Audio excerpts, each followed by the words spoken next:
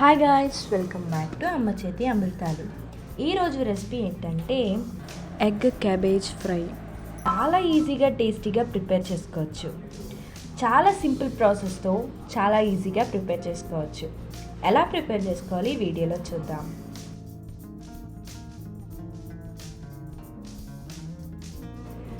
First మనకి కావాల్సిన ingredients: కారం,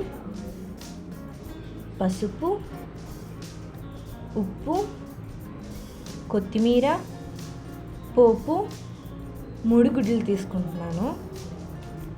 ఈ విధంగా పక్కకు తీసి పెట్టుకోండి. దాని తర్వాత ఉల్లిపాయలు, పచ్చిమిరపకాయలు, కరివేపాకు, ఉల్లిపాయలు ఈ విధంగా కట్ చేసి పక్కన తీసుకోండి. దాని తర్వాత క్యాబేజీ నేను ఈ విధంగా చిన్నగా కట్ చేసి తీసుకున్నాను. దాని తర్వాత స్టవ్ వెలిగించి బౌల్ పెట్టి ఆయిల్ వేసుకోండి. ఆయిల్ హీట్ ఎక్కిన తర్వాత దీంట్లోకి పోపు, జీలకర్ర వేసుకోండి. ఒకసారి కలుపుకొని దీంట్లోకి కరివేపాకు, పచ్చిమిరపకాయలు, ఉల్లిపాయలు వేసేయండి. వేసేసి బాగా ఫ్రై చేసుకోవాలి. దోరగా కలుపుతూ ఫ్రై చేసుకోండి. ఈ విధంగా అయిన తర్వాత దీంట్లోకి క్యాబేజీ వేసేసుకోండి. వేసి ఒకసారి కలుపుకోండి. ఇది ఒక 5 minutes వరకు ఫ్రై చేయాలి. కొంచెం గిన్నె కవర్ చేసి దాని తర్వాత ఒక 2 minutes తర్వాత ఓపెన్ చేసి ఒకసారి కలుపుకోండి.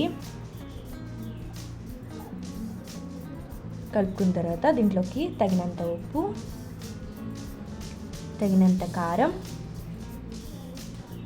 చిటికెడు పసుపు వేసి బాగా కలుపుకోండి.